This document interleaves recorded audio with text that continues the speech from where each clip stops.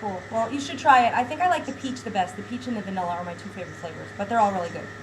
I love vanilla. That's my Me favorite too. Yeah. So that sounds like enough fiber to compete with William Shatner. that's a lot of fiber. Well, it's 5 grams, which is, about 20% of what you need in a day. And most people don't get enough fiber, so it's definitely a good thing. It's good if you can find ways to sneak it into your diet without realizing it. Yeah, that's exactly it. It is really tough to get fiber in your diet. Although I have to say, if you're a long distance runner, like some of our Girl Get Strong members are, you maybe want to stick to one yogurt because fiber and long distance running is maybe not a good mix, but have it after you run. Well, luckily I know nothing about long distance running. I can barely handle long distance walking, but that's good. So that's good too. I can just down the yogurts as many as I want. Yeah, they say, oh, so you're so lucky. That is awesome. Now, can you tell us about your efforts regarding clear and honest nutritional labeling in restaurants and what you have found? I feel like I have taken enough products to the lab to see that people are not always honest with their labeling, and it's frustrating because most of the big companies, they're pretty good and they're pretty on it when it comes to labeling their foods accurately, but a lot of the mom and pop companies are not. So you may see something that's called some sort of diet cookie that's made at some random bakery in Brooklyn, New York, and you think it has 90 calories and it has 300.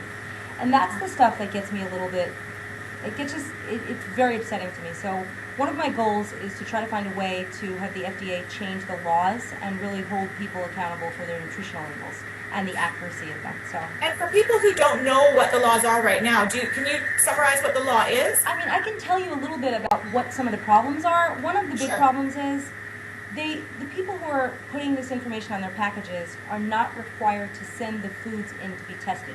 So all they have to do is send a recipe. So if they say this cookie has, whatever, each cookie has a half a cup of this and a 3/4 of a cup of that, it's fine.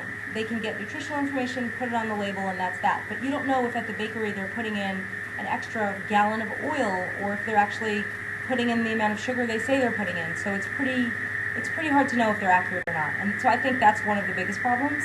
And another thing is, I don't know if you know this, but they're allowed to be 20% off. So if something says it's 100 calories, it in theory could have 120 calories, and still that's okay. Which that's a huge difference.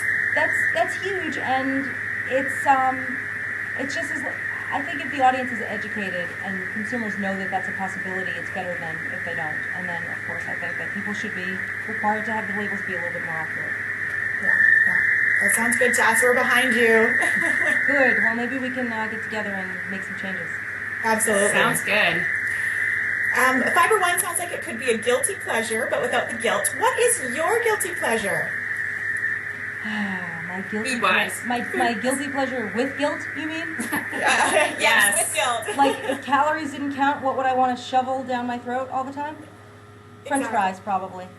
French fries. But I don't really eat them.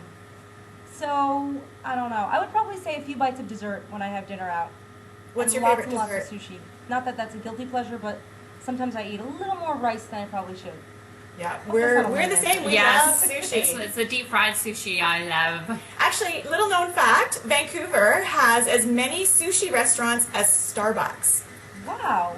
Yes, yeah. So you can come up here and visit, and you'll have a long list of sushi restaurants to come try out. We can recommend that them. That would be great. I had some pretty good sushi in Toronto when I was there a couple months ago. So I believe Canada does have good sushi. We do, yeah, absolutely. And you'll have to try Vancouver's because we're at least near the ocean. That is true. It's always a good thing. That is a good thing. Oh. So, Lisa, what does the future hold for Hungry Girl?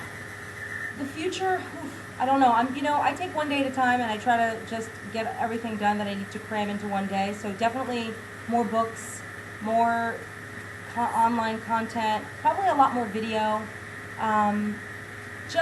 We're going to keep plugging along, and more recipes and more Hungry Girl fun, more guilt-free eating choices, some more TV appearances. Any TV appearances in the future that you are aware of? Yeah, I'm going to be on Extra, I think, in early August, and maybe some other daytime shows that I can't announce yet, but that is upcoming as well. Oprah? No, not Oprah yet. But Darn maybe it. somebody We'll put emails in a good Oprah. word for you. Thank you. I would love to be on Oprah, obviously. I think everyone would. Who wouldn't want to be on Oprah? I want to be on Oprah too. Lisa, thank you so much for chatting with us.